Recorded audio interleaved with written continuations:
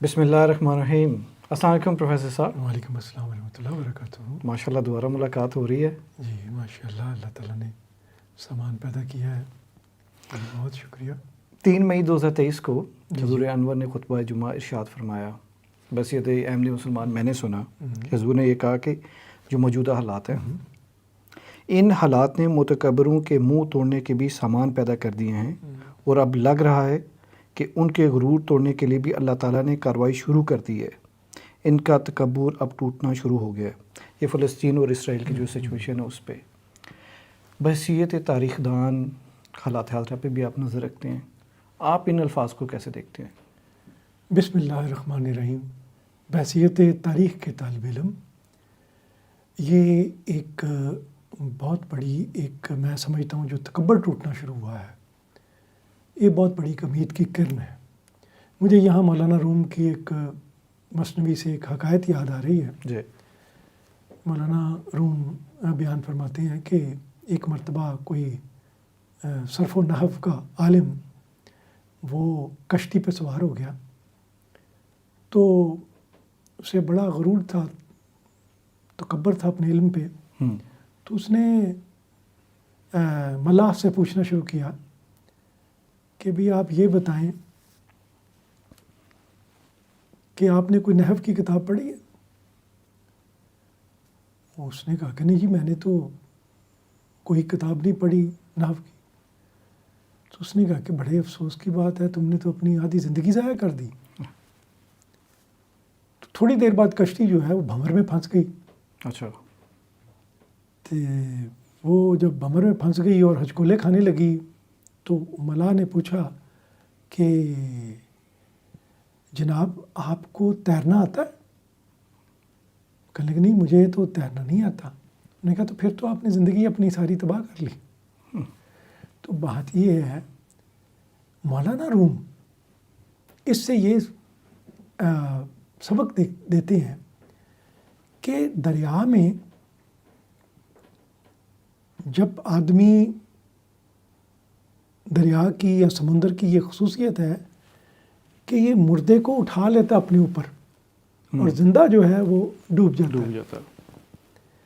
تو مولانا یہ سبق دینا چاہتے ہیں کہ یہاں نحو کی ضرورت نہیں، محو ہونے کی ضرورت ہے۔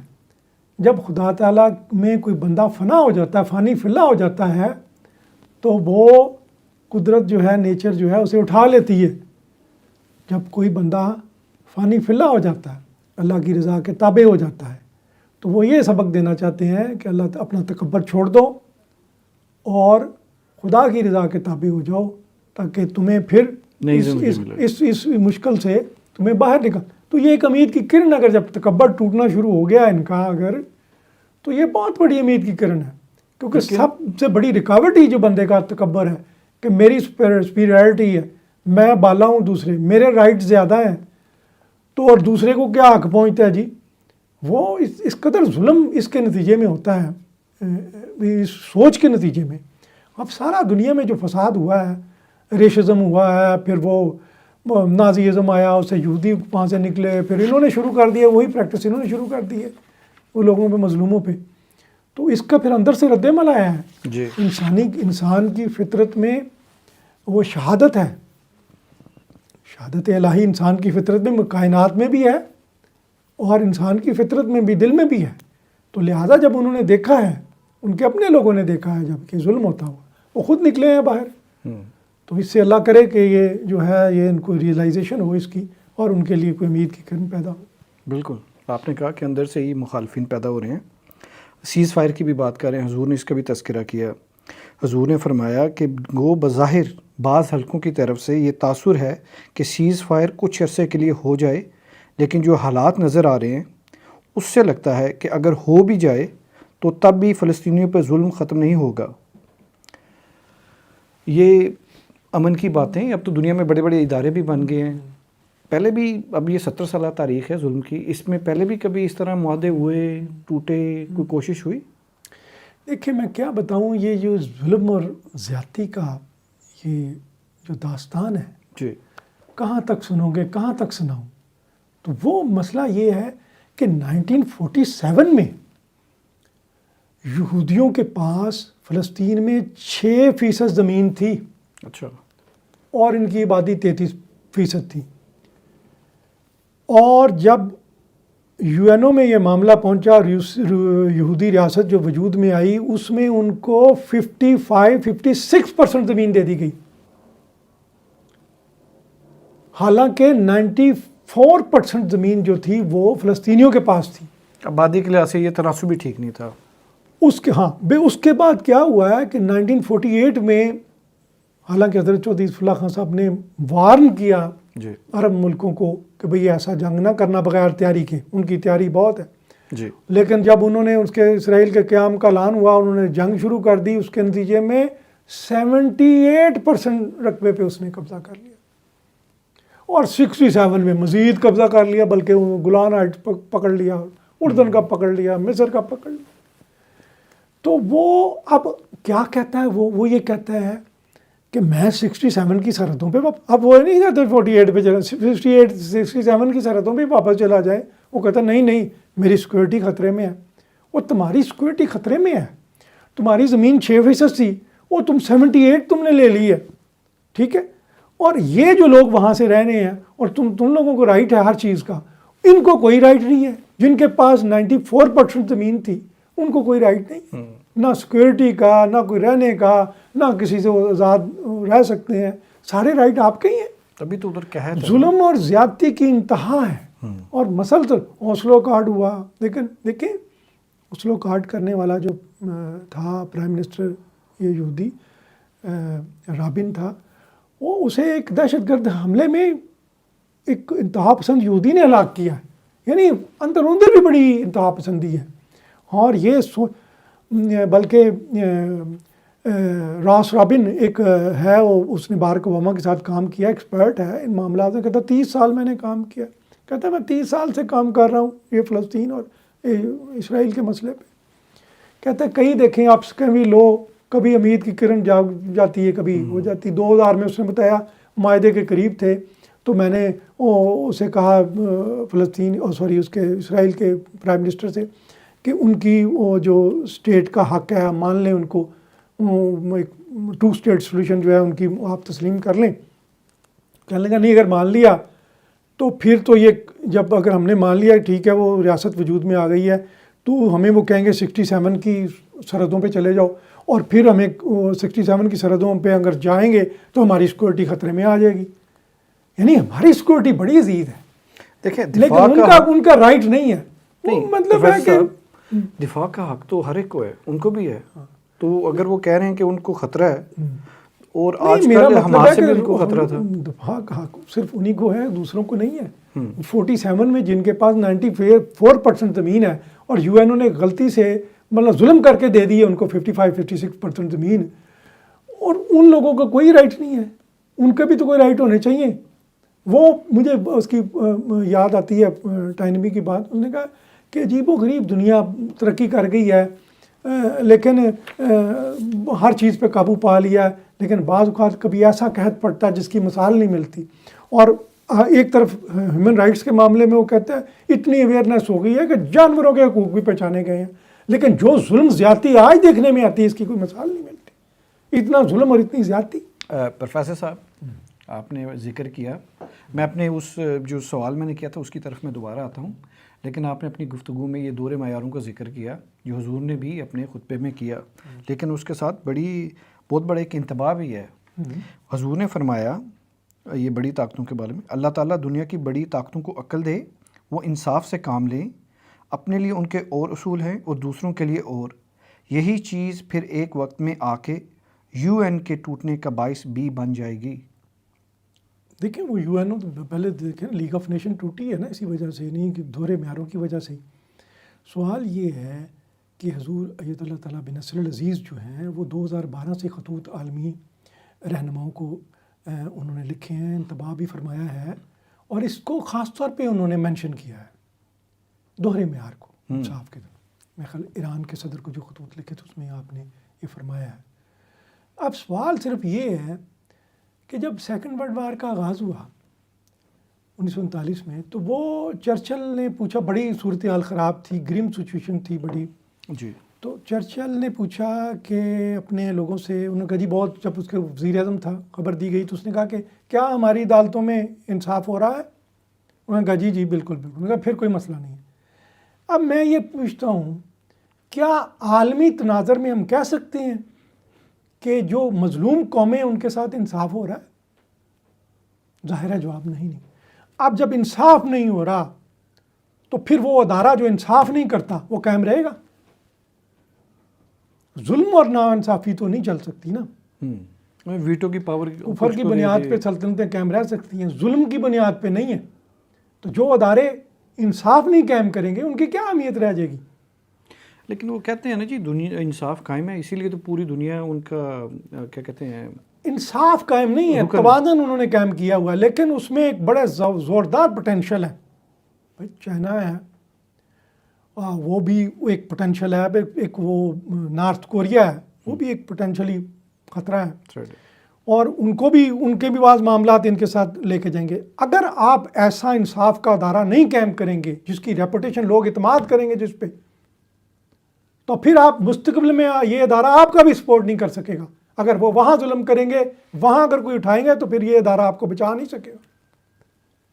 یہ آپ کی بھی سیکورٹی اس میں ہے کہ اس ادارے کی جو ریپوٹیشن ہے وہ اس کو بحال کریں اور ان کو انصاف کے اوپر قائم رکھیں، اور چاہے جو بھی ہو جائے. یہی حضرت مسلم رضی اللہ عنہ نے فرمایا تھا 1924 میں جب لیگ آف نیشن بننے، انہوں نے کہا اس طرح کا نہ کریں. جب اگر کوئی قوم زیادتی کرتی ہے تمام قومیں اس سے انتباہ کریں، اکٹھی ہو جائیں اس کے خلاف، لیکن اگر وہ مان جائے تو پھر اس پہ ظلم نہ کریں. لیکن انہوں نے کیا. تو اب بھی یہی بات ہے، اگر یہ ادارہ جسے آپ بنا رہے ہیں، اگر آپ سمجھتے ہیں کہ ہم دوسرے پہ ظلم کر سکتے ہیں، ہمیں رائٹ ہے، لیکن کل کو اگر آپ آئے کسی مشکل میں 2040 میں طاقت کا توازن اور یہ جو بدلے گا تو پھر کیا کریں گے؟ آپ کس کے پاس آپ جائیں گے؟ تو پھر ابھی سے اگر آپ کے نہیں سوچتے، شعور نہیں اختیار کرتے، کانشس نہیں ہوتے اور اس کی انصاف کی بات کو نہیں سنتے تو مستقبل آپ کے ساتھ نہیں دے گا، اور دنیا پھر وہی ہے کہ ایک بڑھ رہی ہے اس کی طرف، تباہی کی طرف، اور وہ جا رہی ہے، وہ بچ نہیں سکے گی پھر بغیر کسی بہت بڑے پھر بحران کے، پھر وہ اپنے رائے راست پہ نہیں آ سکے گی. صاحب میں اپنے گزشتہ سوال کی طرف دوبارہ جاتا ہوں. 70 سال میں ان کے کئی معاہدے ہوئے، اس میں آپ نے ذکر کیا یہ اوزلو اکارڈ کا، اس کے بارے میں تھوڑا بتائیں، کیونکہ میرے خیال میں وہ پہلا باقاعدہ ان کا معاہدہ تھا کہ اس میں مڈل ایسٹ میں جنگ خانہ جنگی ہو رہی ہے تو امن کی طرف جاتے ہیں. بلکہ اسے یہ بھی کہا گیا کہ یہ ہینڈ شیک آف سینچری ہے، صدی کا ہاتھ ملانا جو ہے. دیکھیں اس معاہدے سے اسرائیل کو بہت فائدہ ہوا ہے. اس کی وجہ سے اس نے وہ اپنی ڈیفنس کی بھی اندر شفٹ کیا، اس نے ترقی کی، اپنا یہ جو کمپیوٹر اور اس طرح کی چیزیں اور اس میں انویسٹمنٹ، انڈسٹری اور اسپیس اسے بہت فائدہ ہوا. لیکن جہاں تک یہ فلسطین کا تعلق ہے اسے کوئی خاص فائدہ نہیں ہوا. انہوں نے ایک توجہ مرکوز کر دی طرف کہ خطرہ کوئی نہیں ہے، معاہدہ کو بہت بڑی انہیں ریلیف ملی، لوگ بھی مطمئن ہو گئے، لوگوں نے بھی انویسٹمنٹ کی، وہ بہت آگے نکل گیا. لیکن یہاں جہاں تک عربوں کا تعلق ہے ان کو بڑی مایوسی ہوئی. نہ وہ فلسطین اتھارٹی جو تھی اس نے کوئی ایسا کام کیا، اچھا کام کیا، ایمانداری کے ساتھ کوئی اصلاح کرنے کی کوشش کی، تو اس کو تو اسرائیل کو تو بہت فائدہ ہوا. لیکن جہاں تک یہاں کا تعلق ہے، فلسطینی اتھارٹی کی کارکردگی کوئی اچھی نہیں رہی، نہ اپنے لوگوں کے لیے کہ اس نے کوئی ایسا ان کو ریلیف نہیں دی. سیکنڈ، جو ویسٹ بینک تھا اس میں یہودیوں کی بات کاری جاری رہی ہے اور انہوں نے اسے روکا نہیں ہے، تو وہ بھی اسے بھی وہ روک نہیں سکی. اس سے پھر جو ہے وہ اور پیدا ہوا، اور ایسی تنظیمیں جو تھی ابھر کے سامنے آئیں اس ویکیوم کو پر کرنے کے لیے. جب یہ کوئی فلسطینیوں کے حق میں کوئی کارکردگی نہیں دکھا سکی، پھر حماس ابھر کے سامنے آئی، اور یہ اس نے پھر قبضہ کر لیا ایک طرح سے ہورائزن پہ کہ بھئی یہ تو کچھ بھی نہیں ہے، ہم کدھر جائیں. تو ان کو انتہا پسندی کے خلاف کے علاوہ کوئی چارہ نہیں رہا. دوسرا دیکھیں ان کے پاس جو تھی یہ جو PLO ہے یا فلسطین اتھارٹی، یہ سیکولر طرح کی تنظیم تھی شروع سے. تو اس میں لیکن میں یہ دیکھتا ہوں کہ جب اس کو اختیار ملا تھوڑا سا، اس نے وہ ایمانداری کے ساتھ وہ کارکردگی نہیں دکھائی. اس سے بہت بڑا مسئلہ ہمارا سامنے آتا ہے کہ ویسٹرن جو ورڈ ہے ہمیں ٹیکنیک سکھا سکتی ہے، ایمانداری نہیں سکھا سکتی، وہ ہمیں اپنے ہی سیکھنا پڑے گا. لیکن جب وہ ایمانداری سیکھنے کے لیے وہ پھر اپنی مذہبی انتہا پسند تنظیمیں سامنے آتی ہیں، لیکن اس کے پاس فیوچر کا کوئی ویژن نہیں ہوتا، وہ ایسے کام کرتی ہے جس کی وجہ سے نقصان اٹھانا پڑتا ہے. کوئی ایک آدھ کارروائی ہو گئی، اس کے نتیجے میں جو اس کا ریئیکشن آتا ہے وہ ہزاروں مظلوم فلسطینی مارے جاتے ہیں. تو ایک کے پاس جو ہے کوئی اسے اپنے ماضی کا نہیں پتہ، ویلیوز نہیں ہے، ایک کے پاس کوئی ویژن نہیں ہے، اور وہ عوام جو ہے ہمارے خصوصاً فلسطینی خاص طور پہ اور مسلم امہ وہ عمومی طور پہ وہ اسی مشکل میں پھنسی ہوئی ہے ہماری لیڈرشپ کے درمیان. کوئی ایک لیڈرشپ جو مذہبی لیڈرشپ ہے اس کے پاس مستقبل کا ویژن کوئی نہیں ہے، اس کے پاس کوئی مطہر وجود نہیں ہے جو اسے صحیح گائیڈ کر سکے، اور جو ویسٹرن ایلیٹ ہے اس کے پاس ایمانداری نہیں ہے، اس کے پاس کوئی کمٹمنٹ نہیں ہے، اس کے پاس کوئی ایسی سورس آف انسپائریشن نہیں ہے کوئی ایمانداری کے ساتھ اپنا کام کر سکے. لہٰذا کوئی صورت نہیں نظر آتی کہ ان کو کس طرح وہ جذباتی کوئی ریئیکشن نہیں ہوتا. ایک جذباتی ریئیکشن جو ہوتا ہے وہ کوئی دیر پا نہیں ہوتا، وہ اس کی قسمت میں ناکامی ہوتی ہے ان دا اینڈ. لہٰذا اس کے کوئی بڑے مقاصد حاصل نہیں کر سکتے. یہ بڑے فکر تدبر سے کام ہے، یہ انٹرنیشنل پالیٹکس جو ہے یہ بڑے فکر سے تدبر سے بڑے حوصلے سے اور اسے قدم اٹھانے پڑتے ہیں. کون سا کام کس وقت مناسب ہے، کون سا کام نہیں کرنا، کس موقع پہ صلح کرنی، کس موقع پہ اڑ جانا ہے، یہ بڑا ایک ٹیکنیکل جاب ہے. مجھے لگتا ہے کہ اسرائیل یہ ٹیکنیکل جاب صحیح کر رہا ہے لیکن مسلمانوں میں سستی ہے. وہ دیکھیں وہ ایک باقاعدہ ایک فن ہے، ایک ٹیکنیک ہے، وہ ہم تو نہیں آ سکتی، ان لوگوں کو نہیں آ سکتی. ریئیکشن جذباتی ریئیکشن جو ہے وہ کوئی ایسا نہیں لے کے آتا، کوئی اس میں آپ نہیں کر سکتے جب تک وہ ایک نپی تلی چیز نہ ہو. وہ باقاعدہ علم ہے، وہ ایک چیز ہے، ٹیکنیک ہے. دیکھیں جی آئیڈیل سچویشن یہ ہے پروفیسر صاحب کہ انصاف کے دور معیار ہوتے ہی نہ، یہ یو این بنی، یہ ویسٹ میں طاقتیں آ گئیں، اتنے ادارے بن گئے، ٹیکنالوجی آ گئی، سوشل میڈیا آ گیا، تو اس میں تو یہ ضرورت ہی نہیں ہونی چاہیے تھی کہ آپ کو کچھ مطلب ضرور علم ہونا چاہیے، لیکن انصاف ایسا پائیدار ہوتا کہ ڈیلیور ہوتا، انصاف کرنے والے ادارے ڈیلیور کرتے. دیکھیں انصاف کرنے والے ادارے ڈیلیور کرتے، وہ ڈیلیور یہی ہے نا کہ اپنی حد تک تو اپنی قوم کی حد تک تو وہ ٹھیک ہے، اپنے لیے تو ٹھیک ہے انصاف کرتے ہیں اپنے اندر. مسلمانوں کا تو حال یہ ہے کہ اپنے اندر بھی انصاف نہیں ہے، اپنے لوگوں کو بھی وہ نہیں انصاف فراہم کرتے، لیکن کم از کم ان قوموں میں ہے کہ اپنے اندر وہ کوشش کرتی ہیں کہ انصاف کریں. لیکن اسی کو بین الاقوامی لیول پہ شفٹ کرنا وہ ظاہر ہے اس وقت تک ممکن نہیں ہے جب یہ دنیا جو ہے اپنے خالق کی شناخت نہیں کر لیتی، پہچان نہیں کر لیتی، اس وقت تک ممکن نہیں ہے. جب تک دنیا یہ چھوٹی چھوٹی قومی حصار سے نکل کے، تہذیبی اور کلچرل حصار سے نکل کے اوپر نہیں اٹھتی، اور وہ اس وقت تک جو ہے وہ انصاف نہیں کرے گی. تو یہ ایک ضروری بات ہے. ابھی ایک اور سوال آپ کی گفتگو سے میرے ذہن میں آیا. اب دیکھیں 1948 میں فسادات ہوئے، 90 کی دہائی میں بھی ہوئے، پھر معاہدے ہوئے، پھر 2000 میں ہوئے، لیکن 2023 کے تھوڑے مختلف اس لحاظ سے میں کہوں گا کہ سوشل میڈیا آ گیا، دنیا میں جو خبر پھیلنے کا جو انداز ہے وہ چینج بھی ہوا اور تیز بھی ہوا. آپ اس کو کیسے دیکھتے ہیں کہ اس فسادات میں جو حضور نے بھی کہا کہ ان کے اندر سے لوگ پیدا ہو رہے ہیں. اب دیکھیں امریکہ کی یونیورسٹیز میں احتجاج ہو رہے ہیں، یو کے میں کہتے ہیں کہ جو کونسلز کے جو جنرل الیکشنز ہوئے ہیں ان کے ریزلٹس پہ ایک بڑا اثر یہ غزہ اور اسرائیل کے سچویشن کا بھی ہے. ان فسادات کو سابقہ فسادات سے آپ کیسے ڈیفرنٹ دیکھتے ہیں؟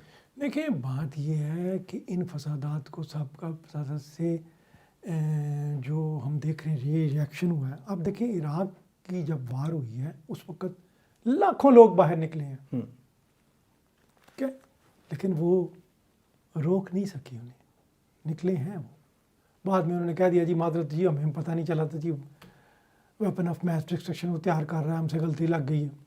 لیکن یہ جن کے ہاتھ میں کمانڈ ہے، فیصلے جنہوں نے کرنے ہیں، وہ جب تک یہ سبق نہیں سیکھتے، وہ جب تک وہ ریئلائز نہیں کرتے، اور یہی بات ہے نا کہ جب تک ان لوگوں کو کے اندر کسی یہ شعور پیدا نہیں ہوتا، انصاف کا شعور پیدا نہیں ہوتا، اور وہ ممکن نہیں ہے کہ کوئی پیچھے جب تک آپ کے پیچھے کوئی سورس آف انسپائریشن نہ ہو، ویلیوز نہ ہو، کوئی آپ کے پاس کوئی ایسی چیز نہ ہو کہ یار میں کسی کے آگے رسپانسیبل ہوں، میں یعنی اس وقت تک آپ نہیں نکل سکتے. آپ اسی طرح فیصلہ کریں گے کہ بھئی میں اپنے دائرے میں اپنے آپ کو مرکز بنا کے اپنی قوم کو اپنی ذات کو وہ کوئی فیصلہ کریں گے. اور ظاہر ہے جب امریکہ میں دیکھتے ہیں لیڈ جو دیکھتے ہیں اسے پتہ میں نے الیکشن لڑنا ہے, مجھے ضرورت ہے, اس کی پاورفل لابی ہے, مجھے کیا ضرورت پڑی. وہ ہر امریکن جب اسرائیل کا وجود بنا ہے وجود میں آیا اس وقت اس صدر کو یہی خیال تھا کہ میں نے اگلے الیکشن لڑنے ہیں, میں ان کے بغیر لڑ نہیں سکتا, تو اس نے اس کی پوری سپورٹ کی. تو یہ جو بات ہے جب تک یہ بات ختم نہیں ہوتی, اور یہ ٹھیک ہے کہ جو ریاکشن نیچے آنا شروع ہوا کہ اس پہ احساس ہونا شروع ہوا ہے, لوگوں کو اس پہ ریئلائز کرنا شروع ہوا ہے, لیکن اس میں ضرورت ہے کسی یعنی بہت زیادہ اس پہ ضرورت ہے, اس کو ایک تحریک کے طور پہ سامنے آنا چاہیے, منظم طور پہ سامنے آنا چاہیے, اور ماضی کے تمام تاریخ کو سامنے رکھتے ہوئے مستقبل میں ہم نے جانا ہے. مستقبل میں صرف یہی جنگوں کے مسئلے نہیں ہیں, ایک جو ہے جو موسمیاتی تبدیلیاں پیدا ہو رہی ہیں اس کے لیے گلوبل ویژن کی ضرورت ہے, اور ان چیزوں کو نپٹنے کے لیے مستقبل میں جو بھی مسائل ہیں, ماحولیاتی تبدیلیاں ہیں, اس کے لیے گلوبل ویژن کی ضرورت ہے. اور اس کے لیے ہمیں یہاں اس موقع پہ کچھ بہت بڑا انقلابی قدم اٹھانا پڑے گا اس موقع پہ. اور یہ جو ہے کہ تجھے کتنوں کا لہو چاہیے عرض وطن جو تیرے عارض بے رنگ کو گلنار کریں, یعنی اتنے لوگ ادھر 34,000 بندہ جنہوں نے شہید کر دیا ہے, بچے عورتیں ان میں زیادہ ہیں. کوئی موقع تو ہوگا جس پہ موقع پہ آپ سوچنے میں مجبور ہو جائیں گے کہ ہمیں اس ورلڈ آرڈر کو چینج کرنا چاہیے. تو اس کو چینج کرنے اس سے بڑا موقع اور کوئی نہیں ہے. اس موقع پہ ان کو ریئلائز کرنا چاہیے. یہ ایکسپوز ہو رہے ہیں نا, ایکسپوز ہو رہے ہیں. یہ جو یونیورسٹیز میں انہوں نے اسٹوڈنٹس پہ تشدد بھی کیا یا ان کو روکا بھی, تو یہی دور معیار ہے جس کو حضور بھی بار بار ذکر کر رہے ہیں. اسرائیل اتنا اسٹرانگ ہے کہ وہ میڈیا بھی کنٹرول کر رہا ہے, دوسرے ممالک کے پریزیڈنٹ بھی ان کے ہاتھ میں ہے, یا مسلمان بہت ویک ہیں کہ وہ اپنا ڈیفینس ہی نہیں کر سک رہے. 30,000 بندہ. بات یہ ہے کہ 1857 کی جب جنگ ہو رہی تھی نا ہندوستان میں, جی, اس کی رپورٹنگ کارل مارکس کر رہے تھے. انہوں نے یہ کہا کہ لکھا کہ یہ جنگ ناکام ہو جائے گی. انہوں نے کہا کہ اچھا, انہوں نے کہا یہ لڑائی ہے کیپٹل سسٹم کی فیوڈل سسٹم کے ساتھ, اور کیپٹلسٹ سسٹم جو ہے ترقی یافتہ ہے, فیوڈل سسٹم جو ہے وہ اس کے مقابلے پسماندہ ہے, اس کو شکست ہوگی. وہ شکست ہوئی ہے نا جی. اور امریکہ کی جو لڑائی ہوئی ہے, سول وار ہوئی ہے آپس میں, اس میں جو ساؤتھ کی اسٹیٹس تھیں ان کا سسٹم فیوڈل تھا, یعنی وہ ٹائڈ اپ تھا سلیو اکانومی سے, یعنی وہ سلیو رکھے ہوئے. جی جی. یہ جو تھے انڈسٹریل ریاستیں جو تھیں, ابراہیم لنکن جن کی قیادت کر رہا تھا, یہ ترقی یافتہ تھا تھوڑا سا, ان کو شکست ہوئی. جب تک سسٹم مسلمان نہیں بناتے بہتر, سسٹم میں نہیں آتے. دیکھیں عذاب دو قسم کے ہوتے ہیں, ایک دینی عذاب ہوتا ہے جو شرارتوں کی وجہ سے آتا ہے, اللہ تعالیٰ کے احکامات کو چیلنج کرنے کے نتیجے میں آتا ہے, اللہ تعالیٰ کی کسی فرستادے کو پر کے خلاف عمل کرنے پہ آتا ہے. ایک عذاب ہوتا ہے دنیاوی عذاب, جب آپ دنیاوی قوانین کو نہیں سمجھتے, نہیں پڑھتے ان کو, دنیاوی قوانین جو ہوتے ہیں جو نیچر کے قوانین ان کو نہیں سمجھتے تو اس پر بھی عذاب آتا ہے. تو مسلمانوں نے چھوڑ دیا ہوا ہے اس کو سمجھنا ہی کہ بھئی سسٹم ہے, سمجھیں ہم اب کریں. لیکن وہ اب یہ ایک آدمی ہوتا ہے, مولوی صاحب تقریر کرتے ہیں, تکبر کی بات ہو رہی تھی, جی جی, تو مولوی صاحب تقریر کرتے ہیں اور کہتے ہیں, وہ خوشخبری دیتے ہیں, حدیث پر بیان کرتے ہیں کہ بھئی سارے قیامت والے دن سارے لوگ بخشے جائیں گے, سارے گناہ گار بخشے جائیں گے, یا فلاں بھی بخشا جائے گا, فلاں بھی بخشا جائے گا. پھر ایک دم آنکھوں میں آنسو بھر کے کہتے ہیں سوائے جس کی شلوار ٹخنوں سے نیچے ہوگی. اب یہ ہے کہ وہ بندہ جلدی سے جو چوری کرتا ہے, ٹیکس چوری کرتا ہے, فراڈ کرتا ہے, کوئی اور کام کرتا ہے, وہ جلدی سے اپنی شلوار اونچی کر لیتا ہے. اچھا اب سوال یہ ہے کہ وہ ادھر تو حدیث میں تو تکبر کی وجہ سے شلوار, اب جو متکبر آدمی ہے اپنے آپ کو اہمیت دیتا ہے, اس کی وجہ سے تو فساد پیدا ہوتا ہے. اور مطلب تو یہ حدیث کا تھا کہ کوئی جب تک کو اپنے تکبر کو, اپنی انا کو نہیں چھوڑتا وہ نہیں جا سکتا جنت میں. تو مسئلہ تو اس نے جب لوگوں نے بتایا کہ جب صرف ٹخنوں پہ شلوار اونچی کرنا ہی پڑا ہے, وہ کر کے چل پڑتے ہیں. وہ مسلمانوں نے جب سیکھا ہی کچھ نہیں ہے اپنے مذہب سے, ان کو تو صرف وہ مل گیا لا یبقى من الاسلام الا اسمہ, لا یبقى من القرآن الا رسمہ. ان کے پاس اسم رہ گئے یا رسم رہ رسم رہ گئی گئی ہے۔ اور جو وہ رہی نہیں ان کے پاس، نہ اس کی روح رہی ہے، تو وہ پھر کیا کریں گے؟ تو مسلمانوں کا حال تو یہی ہوگا نا پھر۔ یہ بڑی اچھی بات کی آپ نے، اور شاید دیکھیں یہ وقت بھی تو آنا تھا نا کہ رسم بھی بنے گی اور اسم بھی رہ جائے گا۔ اسی وقت تو امام نے آنا تھا، امام مہدی نے آنا تھا، خلافت کا سلسلہ، سسٹم آپ کہہ رہے ہیں لیکن یہ اس سے دور ہے، اور وہ سسٹم ہے جماعت احمدیہ کا قیام کردہ خلافت کا۔ مجھے یہ بتائیں کہ ایک احمدی نوجوان ان حالات میں کیا کر سکتا ہے؟ وہ دیکھ رہے ہیں، ہم دیکھ رہے ہیں فلسطین میں ہو رہا ہے، ہم یہ بھی دیکھ رہے ہیں کہ حضور کریں، دعائیں کریں۔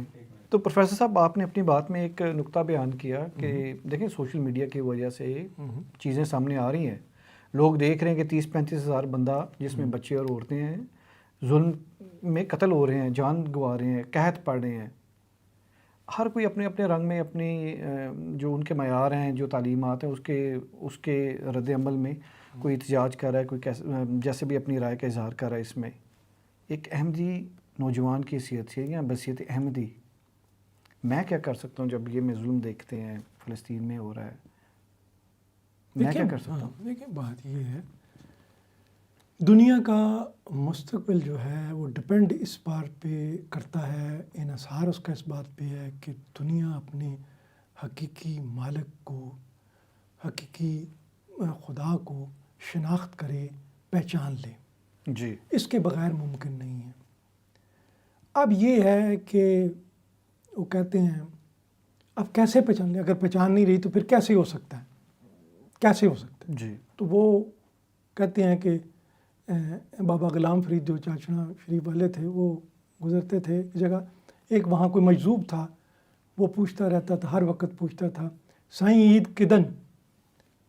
تو وہ ہر کسی پہ لوگ ہنستے۔ ایک دن بابا فرید وہاں سے گزرے، غلام فرید وہاں سے گزرے، تو اس نے پوچھا سائیں عید کدن؟ تو انہوں نے جواب دیا یار ملسی جڈن۔